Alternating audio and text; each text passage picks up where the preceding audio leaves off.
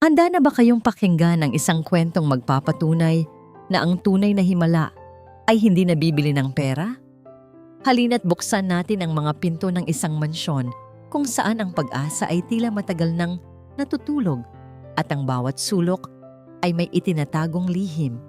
Sinasabi nila, ang pinakamahalagang yaman sa mundo ay hindi ginto o pilak, kundi ang tibay ng isang pusong hindi sumusuko. At paano kung ang lunas sa pinakamalalim na sugat ay hindi matatagpuan sa siyensya, kundi sa init ng pag-unawa mula sa isang taong handang manatili sa gitna ng kadiliman? Ito ang kwento ni Luntian at Kalasag. Naramdaman ni Luntian ang pagbilis ng tibok ng kanyang puso, kasabay ng dahan-dahang pagbubukas ng naglalakihang itim na bakal na tarangkahan. Tila isa itong bibig ng isang halimaw na dahan-dahang bumubuka upang siya ay lamunin. Sa kanyang harapan, bumungad ang isang mahabang daan na gawa sa batong marmol na sa magkabilang gilid ay mga halamang perpektong pagkakatabas, walang kahit isang dahon na wala sa lugar. Ang Asyenda Tala-Araw. Sa pangalan pa lang, dapat ay nagpapahiwatig ito ng liwanag at init. Ngunit habang tinatahak ng sinasakyan niyang kotse ang daan patungo sa pangunahing bahay, pakiramdam ni Lunti ay hindi sikat ng araw ang naroon, kundi ang lamig ng isang palasyong bato. Ang mansyon ay malaki, moderno, at napapalibutan ng salamin. Ngunit sa kabila ng karangyaan nito, may isang kalungkutan itong taglay. Para itong isang magandang hawla na walang ibon. Huminto ang sasakyan sa tapat ng isang malaking pinto na gawa sa kahoy na nara.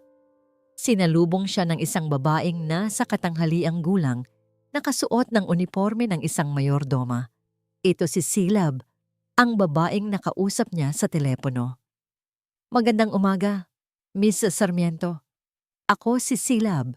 Kanina pa po kayo hinihintay ni Don Lacan," sabi nito na may isang ngiting hindi umabot sa mga mata. Tumango lamang si Lunti at sumunod sa loob. Ang bawat yabag niya sa makintab na sahig ay lumilikha ng alingawngaw sa katahimikan ng buong bahay, mas malamig pa sa inaasahan niya. Ang mga dingding ay napupuno ng mga mamahaling pinta, ngunit wala ni isang litrato ng pamilya. Dinala siya ni Silab sa isang opisina na ang pinto ay kasing taas niya. Kumatok ito bago pumasok. "Sir, narito na po si Miss Sarmiento." Sa likod ng isang malaking lamesang gawa sa mahogany, nakaupo ang isang lalaking nasa mga 50 anyos, si Don Lacan Montalban. Matikas ang tindig nito kahit nakaupo, nakasuot ng isang mamahaling suit, at ang mga mata nito ay matalas na sumuri. Sa kanya, mula ulo hanggang paa. "Maupo ka," utos nito, hindi isang paanyaya. Naupo si Lunti sa silyang nasa harapan ng lamesa. Ipinatong ang kanyang bag sa kandungan at hinigpitan ang hawak dito. "Nabasa ko ang iyong mga kredensyal," panimula ni Don Lacan. Ang boses ay walang emosyon. "Magagaling ang mga grado mo, ngunit bata ka pa. Marami nang sumubok na mga veteranong physical therapist sa anak ko. Lahat sila ay sumuko." "Hindi po ako narito para sumuko, sir," mahinahong sagot ni Lunti.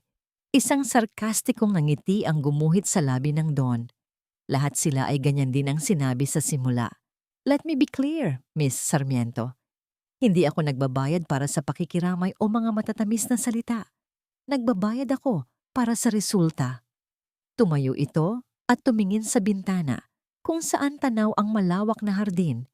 "Gusto kong makitang muling maglakad ang anak ko. Iyan lang ang kailangan kong marinig mula sa'yo. Kaya mo ba?" "Gagawin ko po ang lahat ng aking makakaya," buong tiwalang sabi ni Lunti. Ang kanyang misyon ay hindi lang pagalingin ang katawan, kundi pati na rin ang kaluluwa. "Silab, ihatid mo siya sa kwarto ni Kalasag," utos ni Don Lacan. Tila tapos na ang usapan. Muling sumunod si Lunti kay Silab.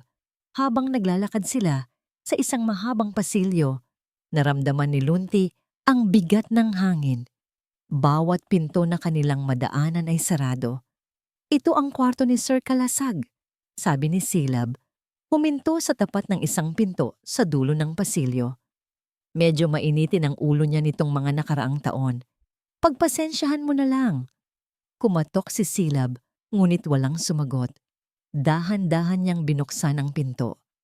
Ang bumungad kay Lunti ay kadiliman. Ang makakapal na kurtina ay mahigpit na nakasara, pumipigil sa anumang sinag ng araw na makapasok.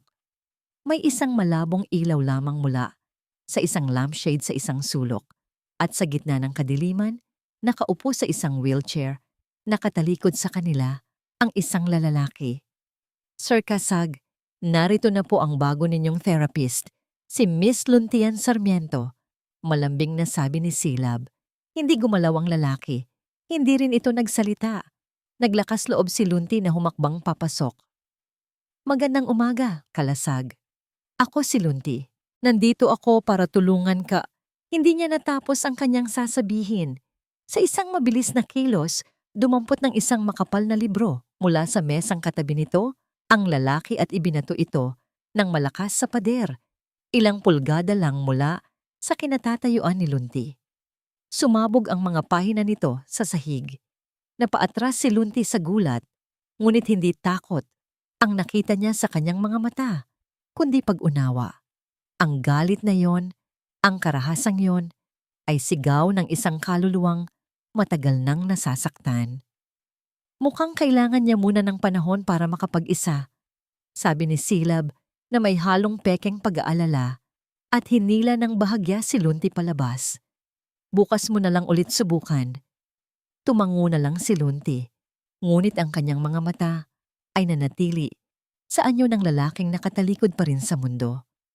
Habang isinasara ni Silab ang pinto, naramdaman ni Lunti ang isang tingin mula sa babae, isang tingin ng tagumpay. Sa pagtatapos ng araw, habang naghahanda si Lunti na umuwi, napagpasyahan niyang dumaan muli sa tapat ng kwarto ni Kalasag. Nakasara pa rin ang pinto. Huminga siya ng malalim at sasabihin na sana ang kanyang paalam, nang bigla may nagsalita mula sa loob. Isang boses na magaspang at puno ng sakit. Isang boses na matagal nang hindi ginagamit. Umalis ka na. Sayang lang ang oras mo rito. Mula sa kanyang opisina, kung saan ang bawat bagay ay nasa perpektong ayos, pinagmamasdan ni Don Lacan Montalban ang lahat sa pamamagitan ng mga monitor ng CCTV. Ito ang kanyang kaharian, at siya ang haring nakikita ang bawat galaw sa loob nito. Ngunit sa mga nagdaang araw, ang pinakamadalas niyang pagtuunan ng pansin ay ang monitor na nakatutok sa silid ng kanyang anak. At sa bawat araw na yon, lalong lumalalim ang ugat ng pagdududa sa kanyang isipan. Nakikita niya ang dalaga, si Lunti. Hindi ito gumagamit ng mga komplikadong makina o nagsasagawa ng mga masakit na ehersisyo na tulad ng mga naunang therapist. Sa halip, ang una nitong ginagawa tuwing umaga ay ang buksan ng makakapal na kurtina. Ipinipilit nitong papasukin ang liwanag sa isang silid na matagal nang binalot ng dilim. Pagkatapos, magpapatugtog ito ng mahinang musika, mga klasikong himig na sa pandinig ni Don Lacan ay pampatulog lamang. At higit sa lahat, nagsasalita ito. Walang tigil itong nagsasalita, nagbabasa ng mga libro, nagkukwento tungkol sa kanyang maliit na hardin sa kanilang probinsya. Kahit na ang kausap nito, ang kanyang anak na si Kalasag, ay nananatiling isang estatwang bato, nakatalikod at hindi kumikibo. Isang malaking kalokohan, bulong ni Don Lacan sa sarili habang isinasara ang kanyang kamao. Binabayaran ko siya para sa terapiya, hindi para sa pagkukwento. Para sa isang taong sanay sa mga numero, sa mga konkretong plano at resulta, ang mga pamamaraan ni Lunti ay walang kabuluhan. Nang gabing iyon, sa hapagkainan, ang katahimikan ay halos mabasag sa sobrang bigat. Si Don Lacan sa kabisera, si Kalasag ay hindi bumaba, at si Silab na siyang personal na nagsisilbi sa kanya. "Kumusta po ang araw ninyo, sir?" tanong ni Silab habang nagsasali ng alak sa kanyang kupita. Ang boses nito ay puno ng pag-aalalang tila isang tunay na miyembro ng pamilya. Ganoon pa rin, tipid na sagot ng Don.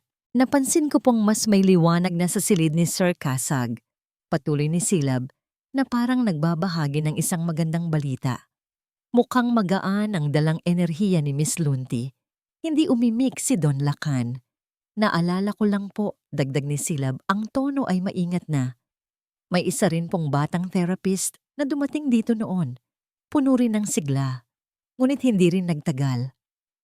Ang kaso po kasi ni Sir Kasag ay sadyang mahirap. Kailangan siguro ng mas maraming taon ng karanasan. Ang mga salita ay binitawan na parang mga buto, inihasik sa lupang matagal ng tigang sa pag-asa. Hindi direktang sinisiraan, ngunit malinaw ang lason sa bawat pantig. Tumingin si Don Lacan kay Silab at nakita niya sa mga mata nito ang katapatan. Isang katapatang bumubulong sa kanya na marahil nagkamali siya sa pagpili. Kinabukasan, pinanood niyang muli ang sesyon. Sinusubukan ni Lunti ang isang bagong ehersisyo. Lumuhod ito sa harapan ng wheelchair ni Kalasag. "Kasag!" Malumanay nitong sabi. Ang boses ay naririnig niya mula sa isang maliit na speaker. "Subukan lang natin. Damhin mo ang kamay ko. Hahawakan kita." Dahan-dahang inilahad ni Lunti ang kanyang kamay. Ngunit bago pa man nito mahawakan ang kamay ni Kalasag, isang malakas na pag-iwas ang ginawa ng binata. Iwinasiwas nito ang kanyang kamay ng buong lakas na tila ba ang kamay ni Lunti ay apoy na nakapapaso. Ang galit sa kilos na yon ay malinaw na malinaw. Iyon na ang hudyat para kay Don Lacan. Pinatay niya ang monitor. Sapat na ang kanyang nakita. Nang hapon ding iyon, habang nag-iimpake na si Lunti ng kanyang mga gamit, isang katulong na mas may edad ang lumapit sa kanya. May dala itong isang tasa ng mainit na tsa. "Pinabibigay po ni Manang Ginhawa," sabi ng katulong, "para raw po sa inyo." Tumingin si Lunti at nakita ang isang matandang babae sa may pintuan ng kusina. Si Manang Ginhawa, ang pinakamatagal ng kasambahay sa mansyon. Ngumiti ito sa kanya ng isang matamis at malungkot na ngiti. At tumango. Sa mga mata nito, nabasa ni Lunti ang isang mensahe ng pangunawa. Tila may gusto itong sabihin na hindi masabi ng hayagan. Nang magtama ang kanilang mga mata, bahagyang gumalaw ang mga labi ng matanda. Bumubulong ng mga salitang walang tunog. Ngunit naintindihan ni Lunti, "Pagpasensyahan mo na sila." Ang simpleng kilos na yon ay nagbigay ng kaunting init sa nanlalamig ng puso ni Lunti. Ngunit ang init na yon ay agad ding pinalitan ng kaba ng isang utusan ang lumapit sa kanya. "Miss Sarmiento, pinapatawag po kayo ni Don Lacan sa kanyang opisina." Tumayo si Lunti, huminga ng malalim at naglakad patungo sa lungga ng leon. Nakatayo si Don Lacan, nakatalikod at nakatingin sa bintana. Tulad noong una silang magkita. "Miss Sarmiento," sabi nito nang hindi lumilingon. "Naniniwala ako sa resulta. Sa unang linggo mo rito, ang tanging resulta na nakikita ko ay isang anak na lalong nagiging marahas at isang therapist na nagbabasa ng libro." Humarap ito. Ang mga mata ay kasing lamig ng bakal. "Binibigyan kita ng isang buwan mula ngayon. Kung wala akong makitang kahit katiting na pagbabago, isang salita, isang kilos, isang bagay na mahahawakan, alam mo na ang gagawin." Hindi na niya kailangang ituloy. Malinaw ang banta. Isang buwan, 30 araw para gumawa ng isang himala. Ang mundo ko ay may sukat. Mula sa kama hanggang sa bintana. Mula sa bintana hanggang sa pader. Mula sa pader, pabalik sa kama. Iyan ang universo ni Kalasag Montalban. Isang unibersong binuo ng galit, ng pagsisisi, at ng bigat ng mga binti kong walang buhay. Ang bawat araw ay pare-pareho. Gigising ako sa isang katawang ayaw nang sumunod sa akin at matutulog dala ang parehong bigat. Ang mga doktor, ang mga therapist. Lahat sila ay mga dayuhan sa aking mundo. Pumapasok sila na may dalang mga pekeng ngiti at mga pangakong hindi kayang tuparin. At isa-isa, umaalis din sila, dala ang kabiguan sa kanilang mga balikat. Pero iba itong babaeng ito. Si Luntian. Ang kanyang pagdating ay parang isang pangiinsulto. Ang kanyang walang katapusang optimismo ay parang asin na ibinubudbod sa aking mga sariwang sugat. Ang liwanag ng araw na pilit niyang pinapapasok sa aking silid ay sumisilaw sa akin. Ipinapaalala ang lahat ng bagay na hindi ko na magagawa sa labas. Ang mga kwento niya tungkol sa buhay ay mga punyal na tumutusok sa aking puso. Tingnan mo, Kasag, sabi niya isang araw. May daladalang isang maliit na paso na may halaman. Aalagaan natin siya. Sabay nating palalakihin. Napangisi ako. Isang halaman. Ano ang susunod? Magdadala siya ng kuting? Tuturuan akong mag-crochet? Itapon mo yan, sabi ko. Ang boses ko ay halos walang tunog. Ngunit hindi siya natinag. Inilapag niya ito sa may bintana, kung saan nasisikatan ng araw. Kailangan niya ng liwanag, tulad mo. Isang insulto, isang direktang insulto. Nais kong ibato ang paso sa pader, ngunit kahit ang galit ko ay pagod na. Hinayaan ko na lang siya sa kanyang kahibangan. Sa mga sumunod na araw, patuloy siya sa kanyang mga ritual. Kinakausap niya ako, kinakausap niya ang halaman, nagpapatugtog ng musika, at ako, nanatili akong pader. Isang kalasag na hindi kayang pasukin. Isang hapon, habang abala siya sa pag-aayos, nang kung ano sa kanyang bag, bigla siyang nagsalita. May isang aso sa amin. Ang pangalan niya Tagpi. Sabi niya, na tila nagkukwento sa hangin. Isang araw, sinubukan niyang habulin ng isang pusa pataas ng puno ng mangga. Siyempre, hindi siya marunong umakyat. Ang ending? Naipit siya sa pagitan ng dalawang sanga. 3 oras siyang tumatahol doon na parang sinasabi, ibaba niyo ako rito, pero kunwari hindi ako humihingi ng tulong. May kung anong kiliti sa kanyang pagkukwento. Isang bagay na simple at katawa-tawa, sinubukan kong pigilan. Pinakiramdaman ko ang pag-igting ng aking mga panga, ang pagnanais na manatiling walang ekspresyon. Ngunit ang isang sulok ng aking bibig ay nagtaksil sa akin. Bahagya itong umangat. 1 milimetro lamang, ngunit umangat ito. Nakita niya. Hindi siya nagsalita, ngunit nakita ko sa gilid ng aking mga mata ang isang panandaliang ngiti sa kanyang mga labi. At dahil doon, lalo akong nainis. Nainis ako sa kanya at nainis ako sa sarili ko sa pagpapakita ng kahinaan. Dumating ang araw ng ultimatum ng aking ama. Nararamdaman ko ang tensyon. Nararamdaman ko ang pagbabantay sa bawat kilos sa bahay na ito. Alam kong malapit nang sumuko si Lunti, tulad ng lahat.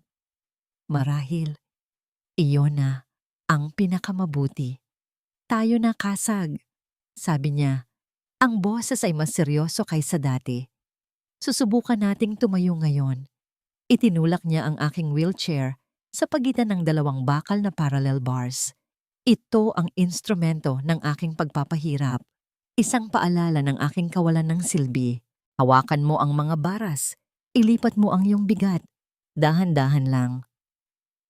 Sumunod ako, hindi dahil gusto ko, kundi dahil gusto ko nang matapos ang araw na ito. Ginamit ko ang buong lakas ng aking mga braso para iangat ang aking sarili.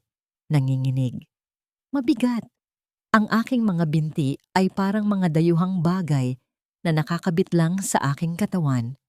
Nakatayo ako, ngunit nakasalalay ang lahat sa aking mga braso. Pawis ang tumatagaktak sa aking noo. Magaling, sabi niya. Ang boses ay malapit sa akin. Huminga ka ng malalim.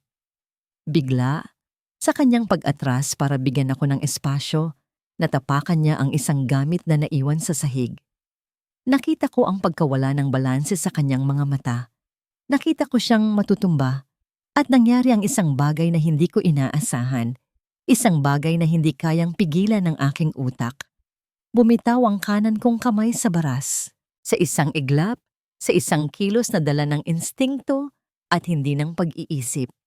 Iniunat ko ang aking braso at hinawakan siya ng mahigpit sa kanyang siko. Nailigtas ko siya sa pagbagsak. Napatigil ang mundo. Ang init ng kanyang balat sa aking palad. Ang gulat sa kanyang mga mata. Ang pagkabigla sa sarili kong puso. 1 segundo. 2 segundo. Nakalimutan kong nakatayo ako. Nakalimutan kong pilay ako. Sa sandaling iyon, ako muli ang dating ako. Ang lalaking kayang magprotekta. Dahan-dahan siyang tumuwid at dahan-dahan kong binitawan ang kanyang braso. Muli akong napahawak sa baras. Ang pagod at sakit ay bumalik ng doble. "Salamat," bulong niya. Hindi ako sumagot.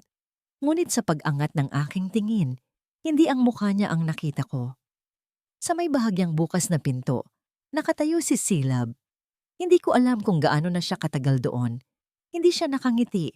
Hindi rin siya nakasimangot. Ngunit sa isang kisap mata, bago siya mabilis na tumalikod at naglakad palayo, nakita ko ito. Isang kislap sa kanyang mga mata. Isang kislap na malamig, matalim, at puno ng kalkulasyon.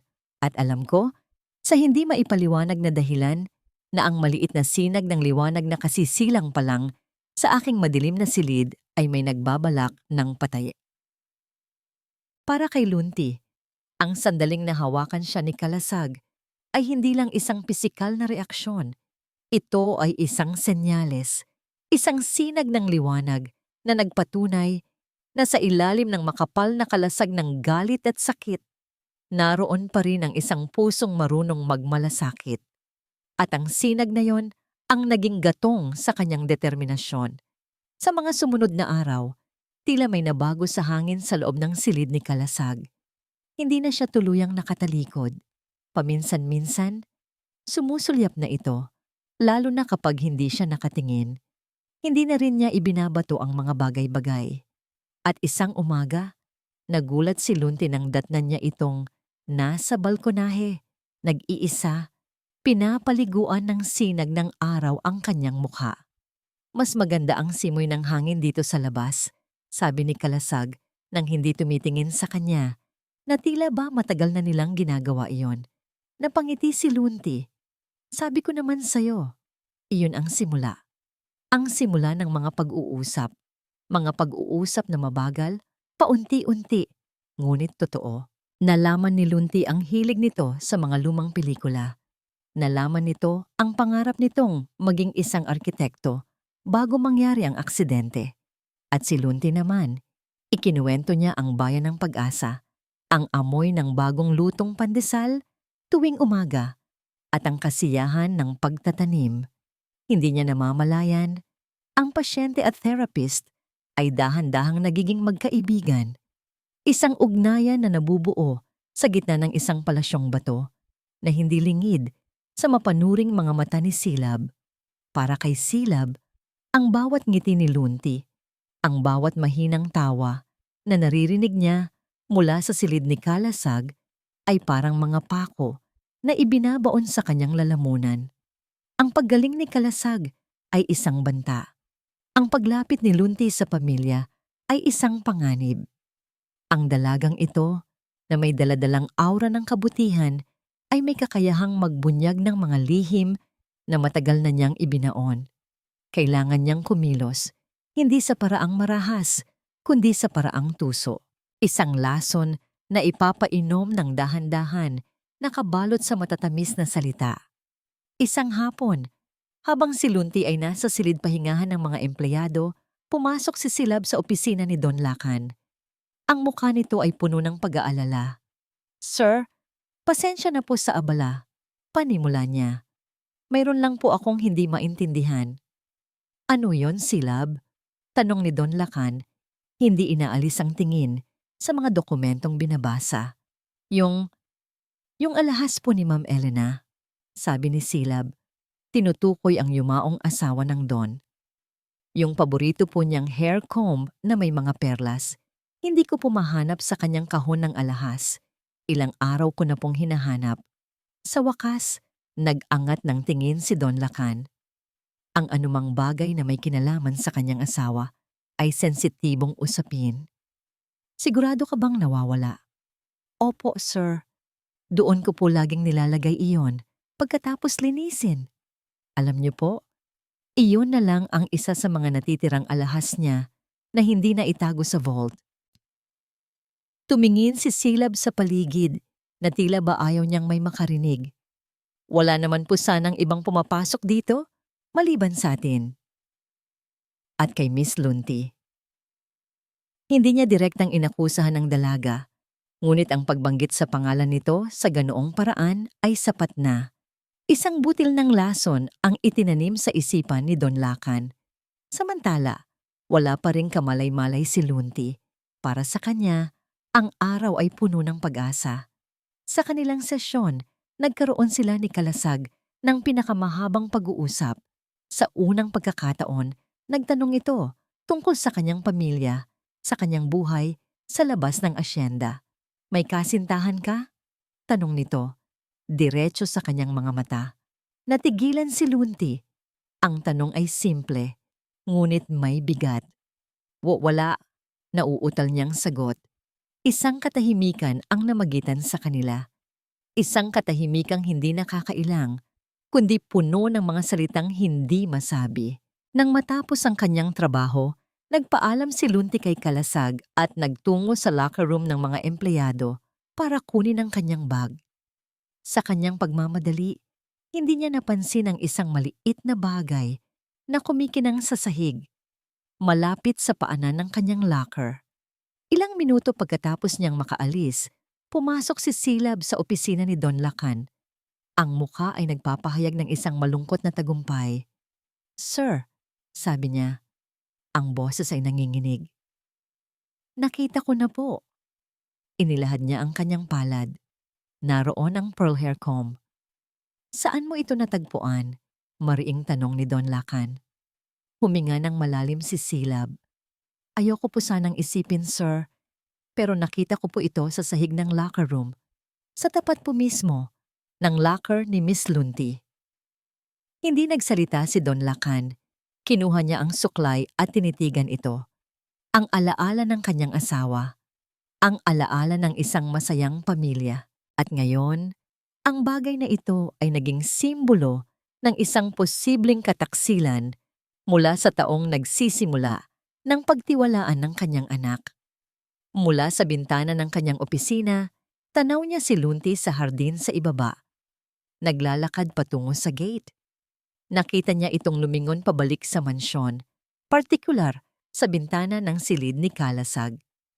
At sa mukha ng dalaga, may isang ninangngiti. Isang nangiting puno ng pag-asa. Ngunit ang nakita ni Don Lacan ay hindi na pag-asa. Ang nakita niya ay isang nangiti ng isang taong marahil ay may itinatagong ibang motibo. Ang lason ni Silab ay nagsisimula ng kumalat. Ang tiwala ay parang isang baso. Kapag nabasag, mahirap nang buuin muli. Ngunit ang aking tiwala kay Lunti ay hindi isang basong nabasag. Isa itong halaman na dahan-dahan niyang dinidiligan. At ngayon, nagsisimula na itong sumibol. Ang paghawak ko sa kanyang braso noon ay hindi lang isang pisikal na kilos. Iyon ang unang pagkakataon sa loob ng 2 taon na naramdaman kong ako ay isang tagaprotekta at hindi isang pabigat. Dahil doon, nagbago ang lahat. "Sige pa, Kasag. Isa pa. Kaya mo yan."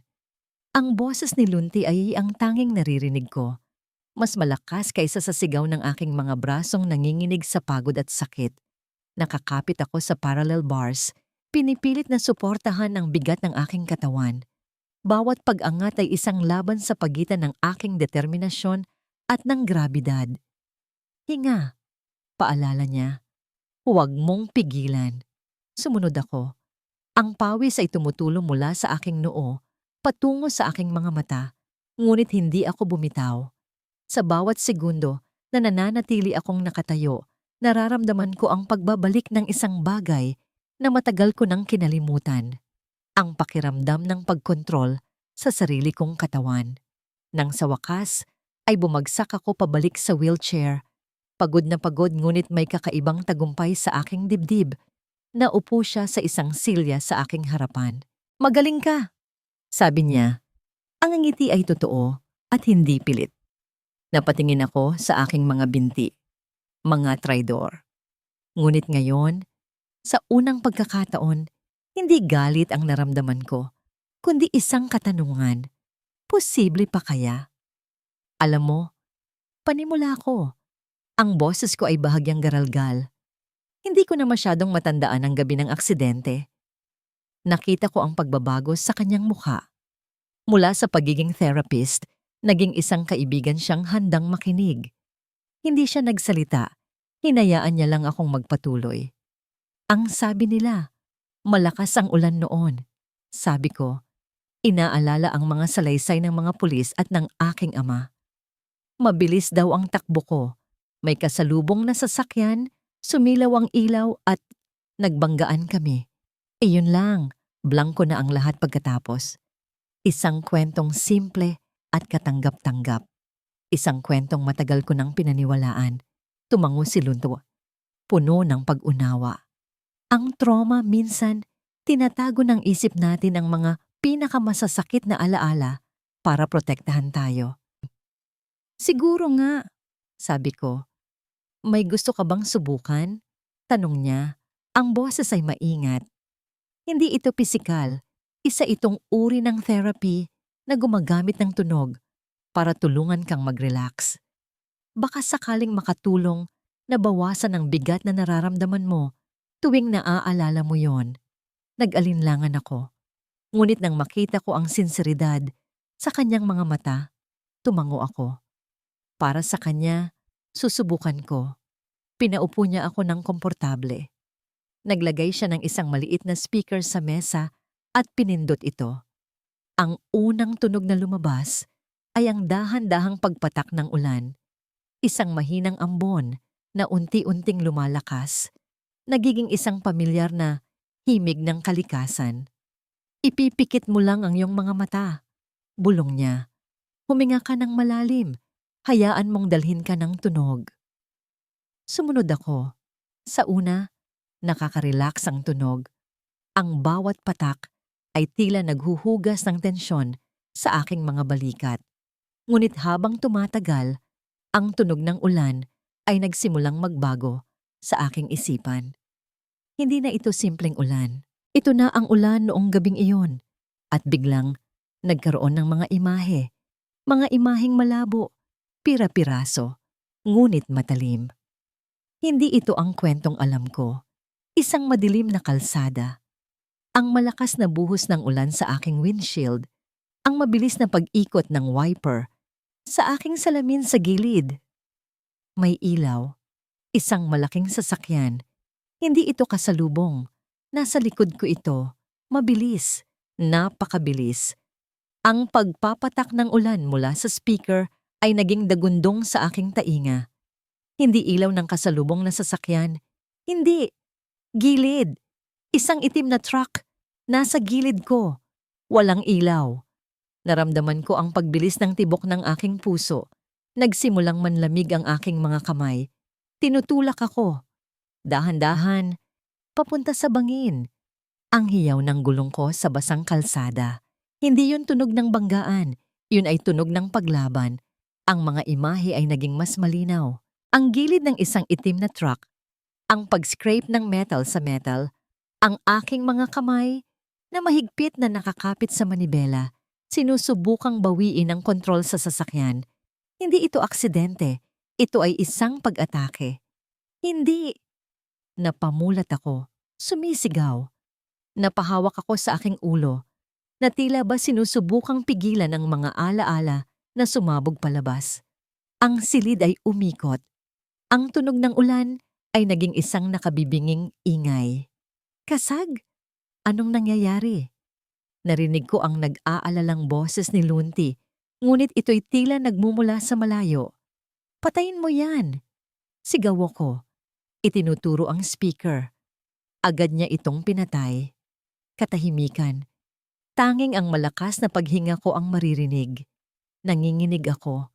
Ang mga anino ng kahapon ay biglang nabuhay at ang mga mukha nila ay mas nakakatakot kaysa sa inakala ko. Tumingin ako kay Lunti. Ang aking mga mata ay puno ng pagkalito at takot. Ang kwentong matagal kong naging kulungan ay gumuho at ang katotohanang lumabas mula sa mga guho nito ay isang halimaw. Hindi! Sigaw kong muli habang umiiling. Hindi ganun ang nangyari. Ang sigaw ni Kalasag ay umalingaungaw sa pasilyo at umabot hanggang sa opisina ni Don Lacan. Agad siyang napatayo. Ang sigaw na yon ay hindi sigaw ng simpleng sakit. Iyon ay sigaw ng matinding takot. Pagdating niya sa silid, naabutan niyang nanginginig si Kalasag sa kanyang wheelchair habang si Lunti naman ay nakatayo sa tabi nito. Ang mukha ay puno ng pag-aalala. Ang speaker sa mesa ay tahimik, ngunit ang tensyon sa silid ay halos hiniwa sa sobrang kapal. Anong nangyayari dito? Ang mariing tanong ni Don Lacan. Ang boses ay may bigat ng awtoridad. Papa! Bulong ni Kalasag. Ang mga mata ay nanlalaki pa rin. Yung aksidente? Hindi. Huminahon ka, anak, sabi ni Don Lacan. Kahit na siya mismo ay nababahala. Ibinaling niya ang matatalim niyang mata kay Lunti. Anong ginawa mo sa kanya? Sinusubukan lang po namin ang isang sound therapy para sa relaxation. Nanginginig na paliwanag ni Lunti. Ang tunog ng ulan. Mukhang may na-trigger po sa kanyang alaala. Na-trigger? Ulit ni Don Lacan. Ang bawat pantig ay may halong panunuya. O baka naman binubuhay mo ang isang trauma na dapat ay nakabaon na? Sinabi ko sa'yo, resulta ang gusto ko. Hindi ang lalo siyang pahirapan. Nagkaroon ng mainit na pagtatalo sa pagitan nila. Ipinipilit ni Lunti na mahalagang harapin ang mga alaala, habang iginigiit naman ni Don Lacan na ang mga eksperimento ng dalaga ay mapanganib at walang basihan. Sa labas ng bahagyang nakabukas na pinto, nakikinig si Silab. Isang nangiti ng tagumpay ang gumuhit sa kanyang mga labi. Ito na ang pagkakataong hinihintay niya. Ang pag-aalinlangan ni Don Lacan ay hinog na para anihin. Nang umalis si Lunti sa silid, pinuntahan ni Silab si Don Lacan sa opisina nito. Ang mukha niya ay isang perpektong maskara ng pagkalinga. Sir, pasensya na po kung nakikialam ako, sabi niya. Naririnig ko po ang pag-aalala ninyo. Si Sir Kasag po, mula pagkabata, ayaw na ayaw niya ng mga biglaang pagbabago. Baka po masyadong mabilis ang mga pamamaraan ni Miss Lunti. Baka po nakakasama sa halip na makabuti. Ang mga salita ni Silab ay parang langis na ibinuhos sa apoy ng pagdududa ni Don Lacan.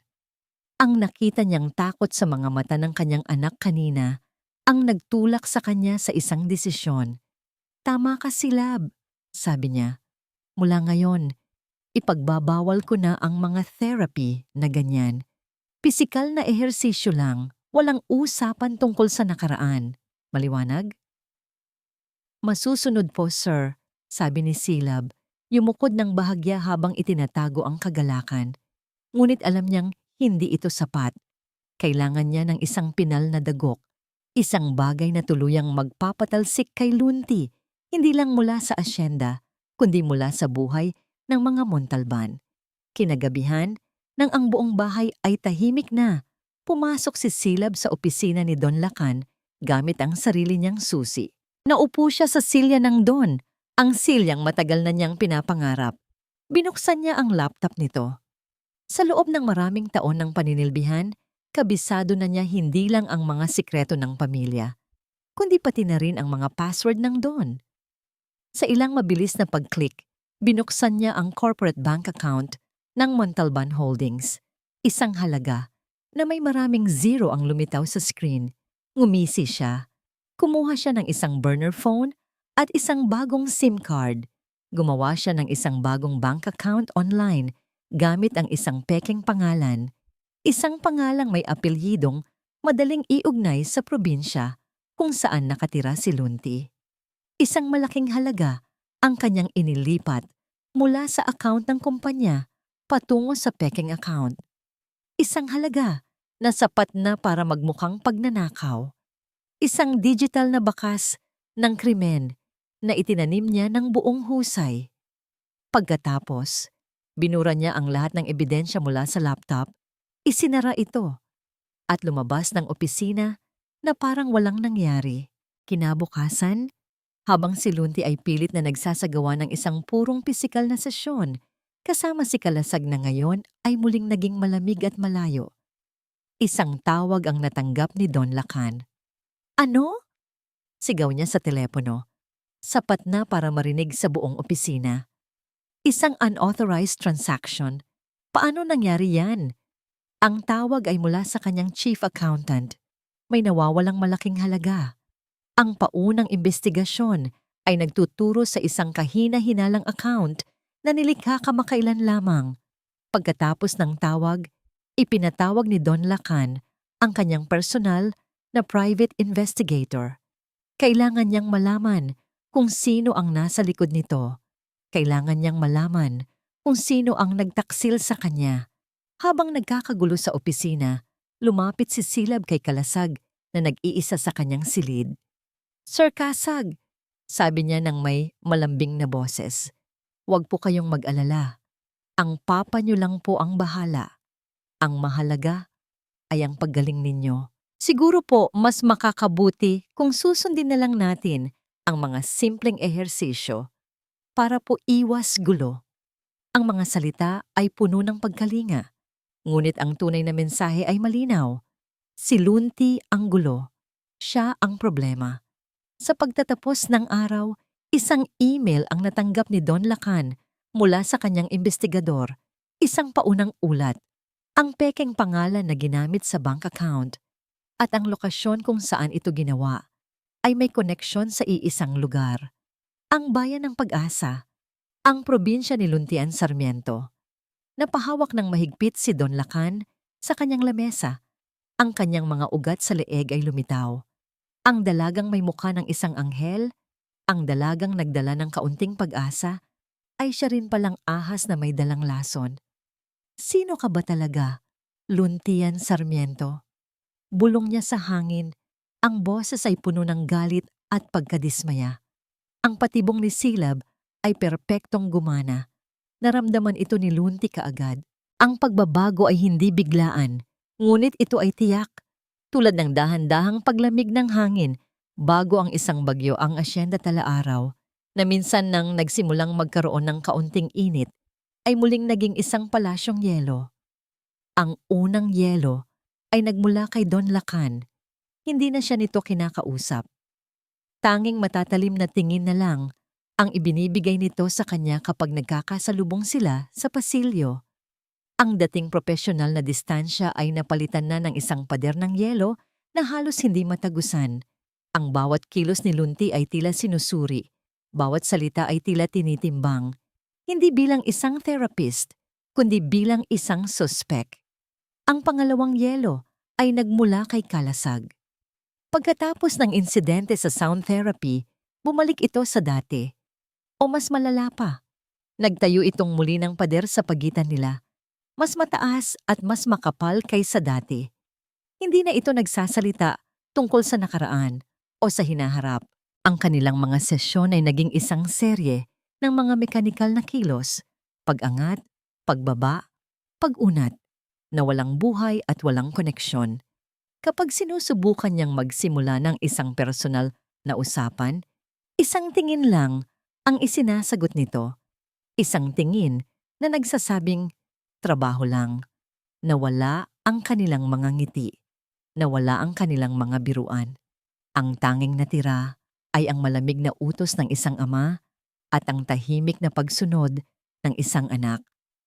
Pakiramdam ni Lunti, ang halamang nagsisimula nang sumibol sa kanilang pagitan ay biglang binunot mula sa lupa. Kain ka muna, Hija, sabi sa kanya ni Manang Ginhawa, isang tanghali. Inabutan siya ng isang plato ng pagkain sa kusina. Napansin ng matanda ang pananamlay sa kanyang mga mata. Huwag mong masyadong dibdibin. Ganyan lang talaga ang mga muntalban. Parang panahon, pabago-bago.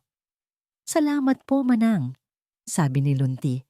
Ngunit kahit ang paborito niyang adobo ay tila walang lasa. Ang tanging taong nagpakita ng init sa kanya ay si Silab. Ngunit ang init na yon ay parang init ng isang ahas na yumayakap sa kanyang biktima bago ito tuklawin. Isang hapon, naabutan siya ni Silab sa hardin. Nakaupo sa isang bench at nakatingin sa malayo. Lumapit ito at umupo sa tabi niya. May dalang 2 baso ng juice. Mukhang malalim ang iniisip mo, panimula ni Silab. Ang boses ay puno ng pekeng pag-unawa. Medyo po? Aminado ni Lunti. Hindi ko alam kung saan ako nagkamali. Wala kang kasalanan, Lunti? Sabi ni Silab. Hinahaplos ang kanyang likod. Mahirap talagang alagaan si Sir Kasag at si Don Lacan. Masyado lang siyang protective sa kanyang anak. Huwag kang susuko. Baka kailangan lang nila ng mas maraming panahon. Ang mga salita ay nakakaaliw. Ngunit ang haplos ay malamig. Naramdaman ni Lunti ang isang kakaibang kilabot. Sa harap niya si Silab ay isang maunawaing kaibigan. Ngunit sa kanyang likuran, pakiramdam niya ay may mga matang laging nakamasid. Naghihintay sa kanyang susunod na pagkakamali. Ang lahat ng kanyang pinaghirapan ay parang buhangin sa kanyang mga palad. Habang lalo niyang hinihigpitan ang kanyang hawak, lalo itong nawawala sa pagitan ng kanyang mga daliri. Isang gabi, hindi na natiis ni Lunti. Kailangan niyang malaman kung ano ang nangyayari. Naglakas loob siyang kumatok sa silid ni Kalasag. Kasag, pwede ba tayong mag-usap? Tanong niya nang buksan nito ang pinto. Tumingin ito sa kanya. Ang mga mata ay walang emosyon. Tungkol saan? Tungkol sa atin. Tungkol sa'yo. Anong nangyari? Bakit ka biglang nagbago? Huminga ng malalim si Kalasag at tumingin sa malayo. Sinusunod ko lang ang utos ni Papa. Ehersisyo lang. Walang usapang personal. Mas makakabuti para sa lahat. Makakabuti para kanino? Giit ni Lunti. Hindi ka ba naniniwala na may narating na tayo? Yung nangyari, yung alaala mo, kalimutan mo na yon. Putol nito sa kanya. Baka imahinasyon ko lang yon. Baka stress lang. Mas mabuting manahimik na lang. At isinara nito ang pinto. Naiwan si Lunti sa pasilyo. Nakatayo roon na parang isang estatwa. Ang bawat salita ni Kalasag ay isang sampal. Ang bawat pinto na isinasara sa kanya ay isang kumpirmasyon na siya ay nag-iisa. Bumalik siya sa hardin, sa lugar kung saan nila inilagay ni Kalasag ang maliit na halaman. Hinaplos niya ang mga dahon nito. Ito na lang ang tanging saksi sa kanilang mga sandali ng pag-asa. Ngunit kahit ito, tila nagsisimula na ring malanta sa lamig ng paligid. Habang nakaupo siya roon, lumabas si Don Lacan sa balkonahe ng kanyang opisina. Nakita niya ang dalaga. Nakita niya ang kalungkutan sa mukha nito. Sa isang saglit, isang bahid ng awa ang dumaan sa kanyang puso. Paano kung nagkamali siya ng hinala? Ngunit mabilis na bumalik ang ulat ng investigador sa kanyang isipan. Ang nawawalang pera. Ang koneksyon sa probinsya ni Lunti, hindi. Ang negosyo ay negosyo. Ang katotohanan ay nasa mga numero, nasa mga ebidensya. Bumalik siya sa loob. Mula sa likod ng kurtina, tinawagan niya si Silab. Nang makita ni Lunti ang paglapit ni Silab, naramdaman niya ang isang pamilyar na kaba. Miss Sarmiento, sabi ni Silab, ang boses ay formal at walang emosyon. Iba sa pagiging kaibigan nito kanina. Pinapatawag po kayo ni Don Lacan sa kanyang opisina. Tumingin si Lunti sa madilim na bintana ng opisina, pagkatapos ay kay Silab. Ngayon na? Opo, sagot ni Silab. May mahalaga raw po siyang sasabihin. Tumayo si Lunti. Ang hangin ay biglang lumamig. Ang buhangin sa kanyang mga palad ay tuluyan ng naubos. Alam niyang kung ano man ang naghihintay sa kanya sa opisinang yon, hindi ito magiging maganda.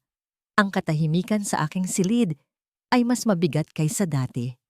Bawat pag-ikot ng gulong ng aking wheelchair sa makintab na sahig ay isang paalala ng aking pagkabilanggo. Sa labas ng pinto, naririnig ko sila. Hindi malinaw ang mga salita, ngunit malinaw ang damdamin.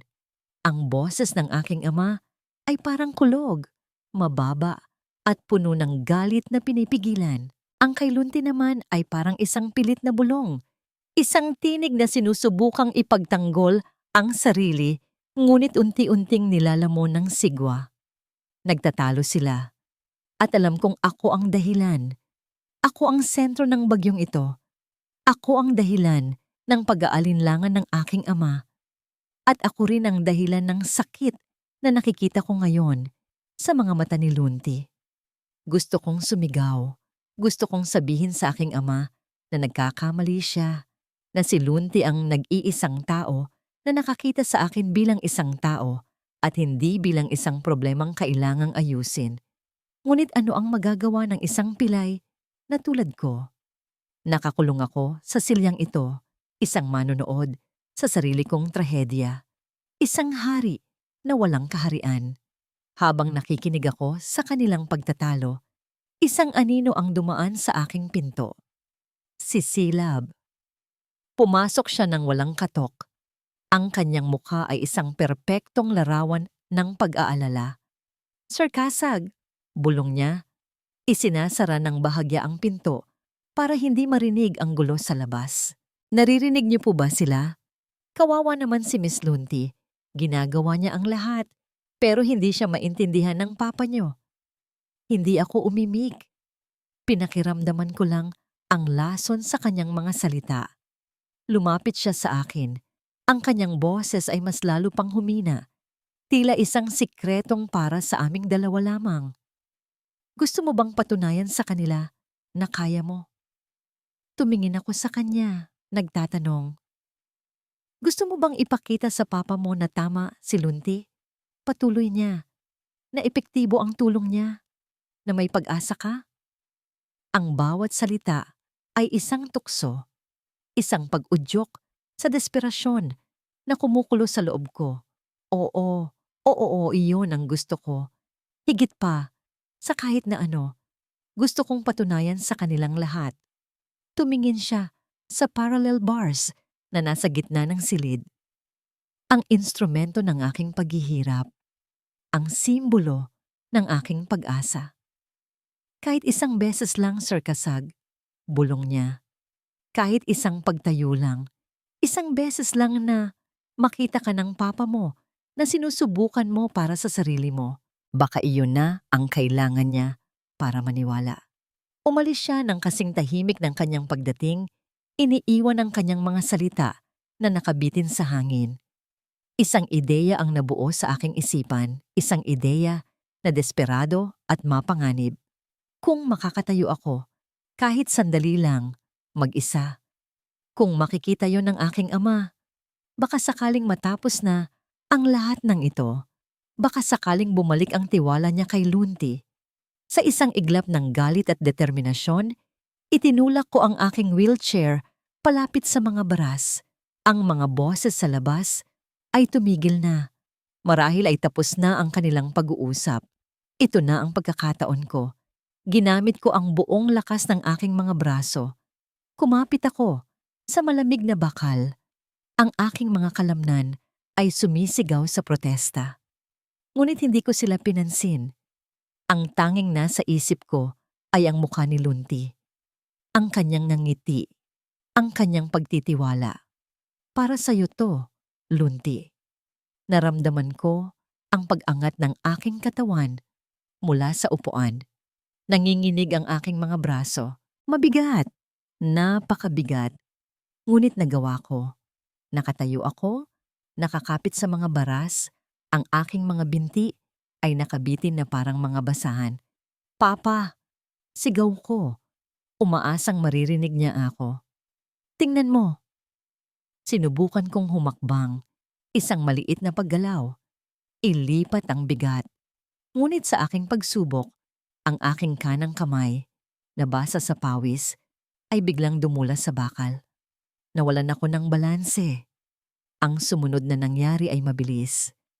Isang pagkawala ng kontrol, isang sandali ng paglutang sa hangin, at pagkatapos, isang malakas na kalabog ang umaling-awngaw sa buong silid nang bumagsak ang aking katawan sa sahig na marmol.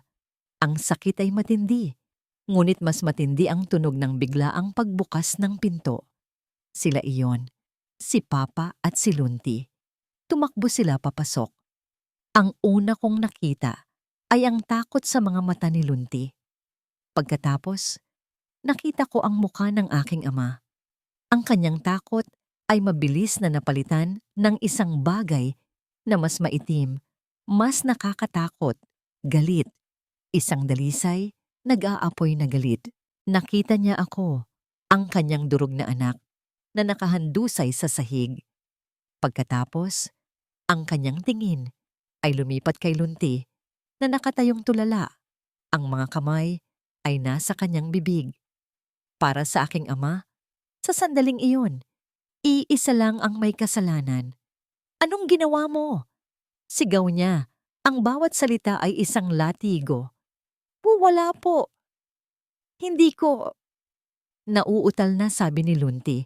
Ngunit hindi na siya nakikinig. Lumapit siya kay Lunti. Ang kanyang mukha ay isang maskara ng puot. "Pinalalayas kita." Sigaw niya. Ang boses ay umalingawngaw sa buong mansyon. "Huwag ka nang magpapakita pa sa akin." Ang mga salitang "pinalalayas kita" ay hindi lang isang utos. Isa itong hatol, isang malakas na sampal na yumanig sa buong pagkatao ni Lunti. Naramdaman niya ang pag-atras ng dugo mula sa kanyang mukha, ang panlalamig ng kanyang mga kamay, at ang biglaang pagkabingi sa nag-uumapaw na katahimikan pagkatapos ng sigaw ni Don Lacan. Walang salitang lumabas sa kanyang bibig, walang luha, tanging isang pakiramdam ng pagkabasag. Dahan-dahan siyang tumalikod, hindi na tumingin sa mukha ni Don Lacan o sa anyo ni Kalasag na tinutulungan na ng ibang mga katulong. Bawat hakbang palayo sa silid na iyon ay parang isang hakbang sa ibabaw ng bubog. Ang bawat sulok ng mansyon na dati ay nagbibigay sa kanya ng pag-asa ay ngayon isa ng paalala ng kanyang matinding kabiguan. Sa kanyang silid, kinuha niya ang kanyang maleta at nagsimulang mag-impake. Ang kanyang mga kamay ay gumagalaw nang walang direksyon, mekanikal. Inilagay niya ang kanyang mga damit, ang kanyang mga libro, ang kanyang mga gamit. Bawat bagay ay tila may dalang alaala. Ang librong binasa niya para kay Kalasag, ang unipormeng suot niya nung una silang magkita. Ang lahat ay mga piraso ng isang pangarap na ngayon ay naging isang masamang panaginip. Habang isinasara niya ang kanyang maleta, isang anino ang tumigil sa kanyang pintuan. Si Silab. Nakatayo ito roon, nakasandal sa hamba ng pinto. Ang mga braso ay magkasalikop sa kanyang dibdib. "Aalis ka na pala," sabi nito. Ang boses ay walang bahid ng anumang emosyon. Ngunit ang mga mata nito, ang mga mata nito, ang mga yon ay sumisigaw sa tagumpay. Isang malamig, kalkuladong tagumpay. Sa sandaling iyon, naintindihan ni Lunti ang lahat. Ang mga pekeng ngiti, ang mga nakalalasong salita na nakabalot sa pag-aalala. Ang lahat ng maliliit na piraso ng palaisipan ay biglang nabuo sa kanyang isipan. "Ikaw," bulong ni Lunti. Ang boses ay nanginginig sa pigil na galit. "May kinalaman ka rito." Isang bahagyang ngisi ang gumuhit sa labi ni Silab. "Mag-iingat ka sa biyahe, Lunti. Madilim sa labas." At umalis na ito. Iniiwan si Lunti na may bigat sa dibdib na mas masakit pa kaysa sa pagpapalayas sa kanya. Ang sakit ng kataksilan. Hila-hila ang kanyang maleta. Naglakad si Lunti sa mahabang pasilyo sa huling pagkakataon. Bago siya makababa sa hagdanan, isang kamay ang humawak sa kanyang braso. Si Manang ginhawa. Ang mukha ng matanda ay puno ng awa at pag-aalala. Sa kanyang kamay, May hawak itong isang puting panyo at ilang lukot na pera. Iha, bulong ng matanda. Ang boses ay halos hindi marinig. Tanggapin mo ito. Mag-ingat ka. May mali dito. May napakalaking mali. Idinulas ng matanda ang panyo at pera sa palad ni Lunti at mabilis na tumalikod, natatakot na may makakita sa kanila. Ang simpleng kabutihang yon, sa gitna ng kadiliman, ang nagpabagsak sa mga luhang kanina, papinipigilan ni Lunti. Paglabas niya ng mansyon, ang lamig ng gabi ay sumalubong sa kanya. Walang mga bituin sa kalangitan. Ang tanging liwanag ay nagmumula sa isang taxi na ipinatawag para sa kanya. Habang isinasakay ng driver ang kanyang gamit, napatingin siya sa itaas. Sa bintana ng silid ni Kalasag, nakita niya ito. Isang anino sa likod ng kurtina. Nakatingin ito sa kanya. Hindi niya makita ang mukha nito, ngunit naramdaman niya ang bigat ng tingin nito. Naramdaman niya ang pagsisisi, ang kawalan ng magawa. At sa huling pagkakataon, ang kanilang mga mundo ay nagtagpo. Pinaghihiwalay ng isang makapal na salamin at ng isang kasinungalingang mas makapal pa. Sa isang iglap, nakita niya ang anino na gumalaw. Isang kamao ang tumama sa pader sa tabi ng bintana. Isang kilos ng galit at pagkawalang pag-asa. Pagkatapos, ang anino ay nawala. Sumakay si Lunti sa Habang dahan-dahang umaandar ang sasakyan, palayo sa asyenda Talaaraw, hindi niya mapigilang lumingon. Ang mansyon na dati ay simbolo ng isang malaking hamon ay ngayon, isa ng libingan ng kanyang mga pangarap. Ang mga ilaw nito ay tila mga matang nangungutya sa kanyang pag-alis. Sa loob ng madilim na sasakyan, habang ang mga luhay ay malayang dumadaloy sa kanyang mga pisngi, biglang umilaw ang kanyang telepono. Isang text message mula sa isang numerong hindi niya kilala. Binuksan niya ito. 2 pangungusap lang ang nakasulat, ngunit sapat na yon para patigilin ang kanyang pag-iyak at palitan ito ng isang biglaang pagkabigla. Huwag kang maniwala sa lahat ng nakikita mo. Tumawag ka. Napatingin siya sa pangalan ng nagpadala. Hindi ito nakarehistro, ngunit sa ilalim ng mensahe, may isang salita lang. Isang pangalan, ginhawa. Tumigil ang taxi sa tapat ng isang maliit at murang paupahan sa bayan. Pagkatapos magbayad, kinaladkad ni Lunti ang kanyang maleta papasok sa isang silid na ang tanging laman ay isang kama at isang maliit na mesa. Ibinagsak niya ang kanyang sarili sa kama, ngunit hindi para matulog. Ang kanyang isip ay isang buhol-buhol na sinulid. Ang sakit ng pagpapalayas, ang galit sa kataksilan, at ngayon, ang maliit na sinag ng pag-asa mula sa mensahe ni Manang Ginhawa. Kinuha niya ang kanyang telepono, tinitigan niya ang numero, huminga siya ng malalim at pinindot ang call. Pagkatapos ng ilang ring, isang pamilyar at nanginginig na boses ang sumagot. Hello? Hija, ikaw ba yan, Lunti? Opo, Manang. Ako po ito. Sagot ni Lunti. Pinipilit na patatagin ang kanyang boses. Ano po ang ibig niyong sabihin sa text niyo? Narinig ni Lunti ang pagbuntong hininga sa kabilang linya. Hindi ako maaaring magtagal. Bulong ni Manang Ginhawa. Nasa kusina ako. Baka may makarinig. Makinig kang mabuti, Iha.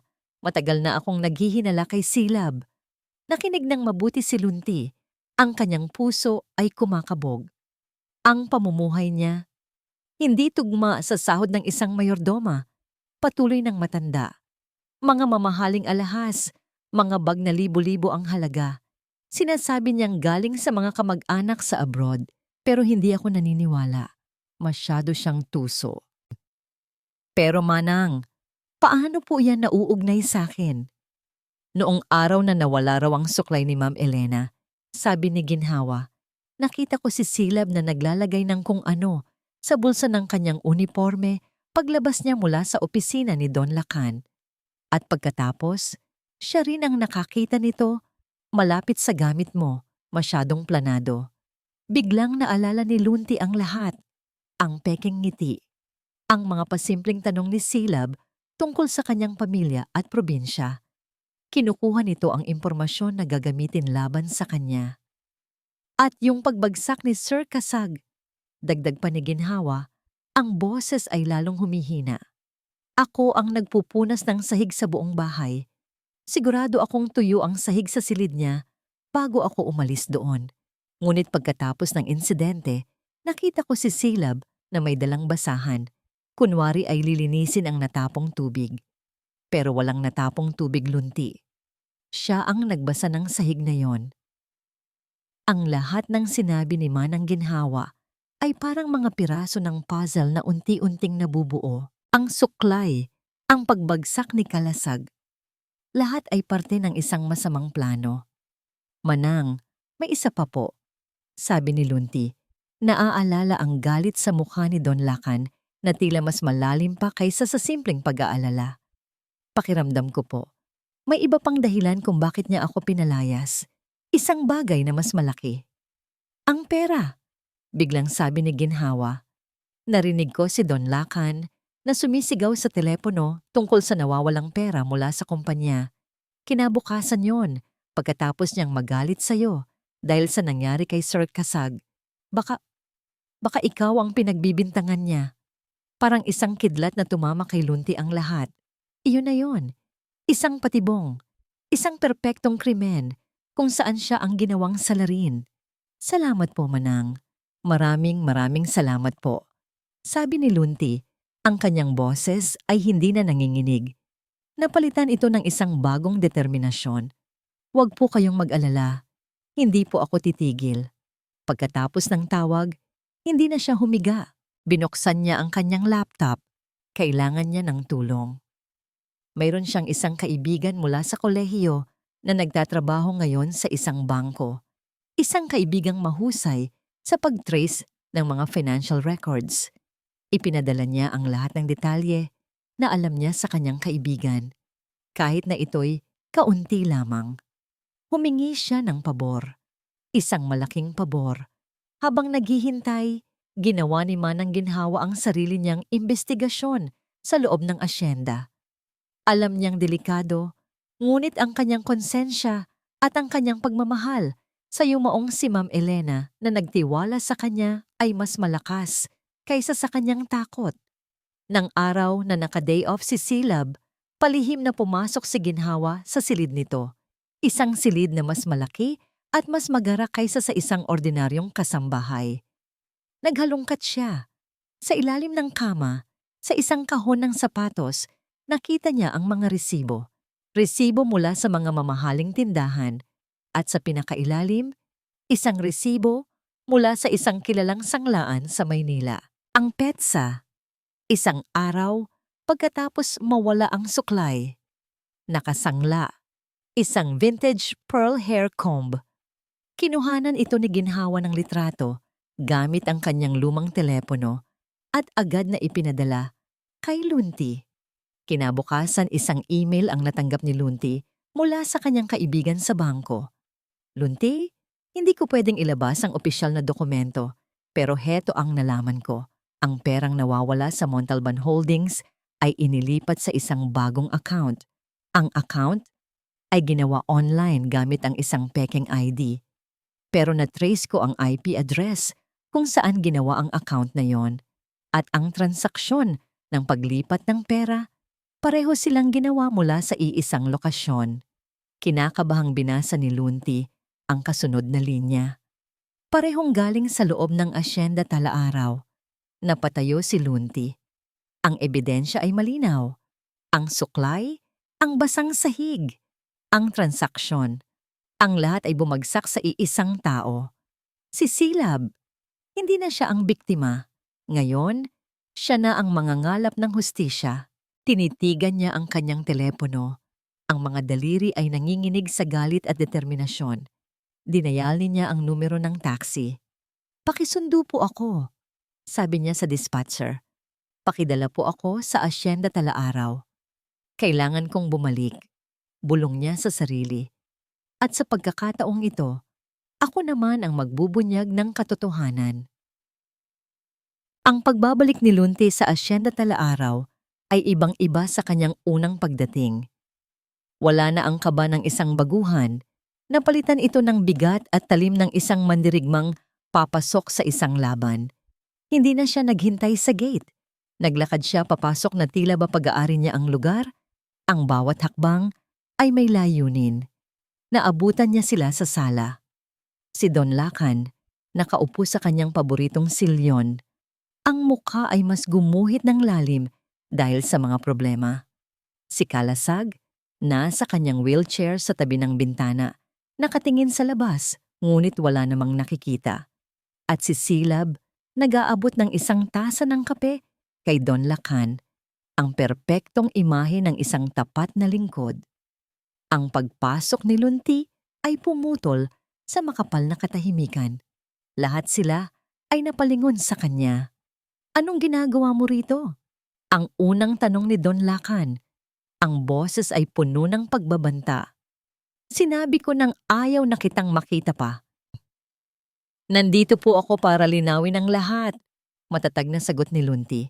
Ang kanyang mga mata ay hindi bumibitiw sa pagkakatitig kay Silab. Nakita niya ang panandaliang gulat sa mukha ng mayordoma na mabilis ding napalitan ng isang mapanuring tingin.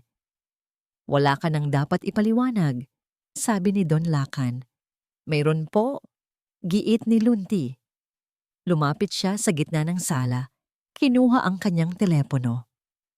Unang-una, ang suklay ng yumaong asawa ninyo.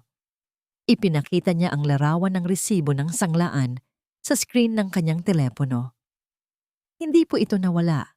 Isinangla po ito ni Silab isang araw pagkatapos niyang sabihin sa inyo na nawawala.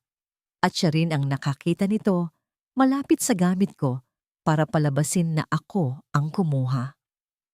Nakita ni Don Lacan ang resibo, ang pangalan ng sanglaan, ang petsa, ang deskripsyon ng gamit. Isang maliit na lamat ang lumitaw sa kanyang maskara ng galit. Tumingin siya kay Silab na ngayon ay namumutla. Hindi totoo yan, depensa ni Silab. Gawa-gawa niya lang yan. Pangalawa, ang nawawalang pera sa kumpanya. Patuloy ni Lunti, hindi pinapansin ang pagtanggi ni Silab. Ang perang iyon ay inilipat sa isang peking account. At ang account na iyon, pati na ang transaksyon, ay ginawa mula sa iisang lugar lang. Tumingin siya ng diretso kay Don Lacan. Mula po sa loob mismo ng Asyenda Talaaraw, mula sa isang computer na may access sa inyong mga file. Isang taong pinagkakatiwalaan ninyo ng husto. Ang lamat sa mukha ni Don Lacan ay lumaki. Ang mga piraso ng katotohanan ay nagsimulang tumusok sa kanyang pag-aakala. At panghuli, sabi ni Lunti, ang boses niya ay nagsimulang manginig sa galit. Ang pagbagsak ni Kalasag, hindi po yun aksidente. Humarap siya kay Kalasag. Kasag, hindi mo kasalanan. May nagbasa sa sahig, may nag-udyok sa'yo, may naglagay sa'yo sa kapahamakan para lang masira ako sa paningin ng ama mo. Sinungaling. Sigaw ni Silab, ang kanyang pagkukunwari ay tuluyan ng gumuho. Ang takot ay gumapang na sa kanyang mukha. Ginagawa ko lang ang lahat para protektahan ang pamilyang ito mula sa isang manggaganso na tulad mo. Protektahan? Tanong ni Lunti. O protektahan ang sarili mo? Ang mga ninakaw mo? Ang mga lihim mo? Sa gitna ng kaguluhan, isang bagay ang nangyari. Si Kalasag, ang kanyang mga mata, na kanina ay blanko, ay ngayon nanlalaki. Ang kanyang paghinga ay bumibilis. Ang mga sigawan, ang mga akusasyon, ang salitang lihim. Lahat ay tila mga susing nagbukas ng isang nakakandadong pinto sa kanyang isipan. Ang alaala ng ulan, ang itim na truck, at ngayon, may isang bagong imahe. Isang imahe bago ang aksidente. Ilang araw bago noon, sa bayan. Nakita niya ang itim na truck na yon na nakaparada sa malayo at may kausap ang driver. Isang babaeng pamilyar na pamilyar sa kanya. Nanginginig, dahan-dahang itinaas ni Kalasag ang kanyang kamay at itinuro si Silab. Ikaw, bulong niya. Ang boses ay garalgal at puno ng pagkabigla. Nakita kita. Kausap mo. Kausap mo yung driver ng itim na truck. Lahat ay napatingin sa kanya. Hindi aksidente yon. Sigaw niya, sinusubukang itulak ang sarili para tumayo. Ang kanyang mga braso ay nanginginig sa matinding emosyon. May humabol sa akin. May nagtangkang pumatay sa akin. Ang pagsabog ng katotohanan yon ay mas malakas kaysa sa anumang sigaw. Iyon ang huling piraso ng puzzle. Iyon ang pinakamaitim na lihim sa lahat. Si Caleb, hindi lang siya isang magnanakaw. Isa siyang kasabwat. Hindi, hindi totoo yan. Desperadong sigaw ni Caleb, naghahanap ng matatakbuhan. Ngunit wala na. Ang mga pader na ginawa niya para ikulong si Lunti ay siya na ngayong bumibilanggo sa kanya. Napaupo si Don Lacan sa kanyang silya na tila ba tinanggalan ng lahat ng lakas. Ang katotohanan ay isang malupit na sampal. Ang babaeng pinagkatiwalaan niya ng kanyang tahanan at pamilya sa loob ng 20 taon. Ang babaeng halos itinuring na niyang kapamilya. Isang ahas, isang mamamatay tao, at siya ang naging bulag. Ang kanyang kayabangan, ang kanyang pagtitiwala sa pera at kapangyarihan, ang nagbulag sa kanya sa katotohanan na nasa harap na niya pala. Tumingin siya kay Lunti, ang dalagang pinalayas niya, ang dalagang hinusgahan niya, ang dalagang nag-iisang nagsasabi ng totoo. At sa kanyang mga mata, nakita niya ang luhang nagbabadyang tumulo, hindi luha ng tagumpay, kundi luha ng sakit para sa kanilang lahat. Ang katahimikan na bumalot sa sala ay ang katahimikan ng isang mundong gumuho. Lumipas ang ilang buwan. Ang asyenda tala-araw ay nagbago. Hindi sa itsura, kundi sa pakiramdam. Ang dating malamig na simoy ng hangin ay napalitan ng init. Ang dating nakabibinging katahimikan ay napuno na ng mga tunog. Tunog ng mahinang musika, ng mga kwentuhan, at paminsan-minsan ng isang tunay na halakhak. Si Caleb ay humarap sa batas. Ang kanyang mga kasalanan, mula sa pagnanakaw hanggang sa pagiging kasabwat sa attempted murder, ay inilabas lahat. Ang kalaban sa negosyo ni Don Lacan, na siyang utak sa likod ng lahat, ay nahuli rin. Ang hustisya ay nagsimula nang gumulong, ngunit ang tunay na paghilom ay hindi nangyari sa korte, kundi sa loob mismo ng mga pader ng mansyon. Isang hapon, sa opisina kung saan minsan siyang pinalayas, maghaharap ngayon si Lunti at Don Lacan. Wala na ang malaking mesa sa pagitan nila. Lunti, panimula ng Don, ang kanyang boses ay wala na ang dating bigat ng awtoridad. Napalitan ito ng isang bagay na mas malambot, pagsisisi. Walang sapat na salita para sabihin kung gaano ako nagsisisi. Naging bulag ako sa galit at sa aking kayabangan. Patawarin mo sana ako, iha. Ngumiti si Lunti, isang ngiting puno ng pag-unawa. Matagal na po kayong pinatawad, Don Lacan. Ang mahalaga po ay ang ngayon. Ang pinakamalaking pagbabago ay nangyari kay Don Lacan. Hindi na siya ang haring nagmamasid mula sa kanyang tore. Madalas na siyang bumababa, nakikipag-usap, nakikinig. Sa unang pagkakataon, natutunan niyang maging isang ama, hindi lang isang tagapagbigay. Nang gabing iyon, ang hapagkainan ay puno. Isang bagay na hindi nangyari sa loob ng maraming taon. Naroon si Don Lacan sa kabisera. Nasa tabi niya si Kalasag, hindi na sa wheelchair, kundi sa isang ordinaryong silya. At nasa tapat nila si Lunti. Maging si Manang Ginhawa ay kasama nila, hindi na bilang isang utusan, kundi bilang isang kapamilya. Ang sarap ng sinigang, Manang, sabi ni Kalasag, sabay ngiti. Naku, si Lunti ang nagluto niyan, sagot ng matanda. Nagkatinginan si Lunti at Kalasag, isang tingin na puno ng mga salitang hindi na kailangang bigkasin. Ang kanilang ugnayan ay mas matatag na ngayon. Itinayo muli mula sa mga guho ng kasinungalingan at pinatibay ng katotohanan.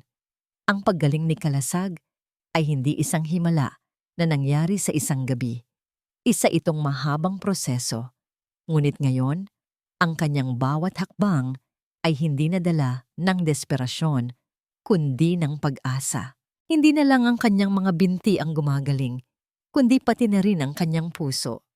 Kinabukasan, sa hardin, magkasama sina Lunti at Kalasag. Pinagmamasdan nila ang maliit na halaman na minsan nilang itinanim. Ang dating maliit na usbong ay ngayon malago na. Ang mga dahon nito ay lunti-ang-luntian sa sikat ng araw. Alam mo, sabi ni Kalasag, noong una kitang makita, para kang isang halamang ligaw na pilit tumutubo sa isang palasyong bato. Akala ko, hindi ka magtatagal.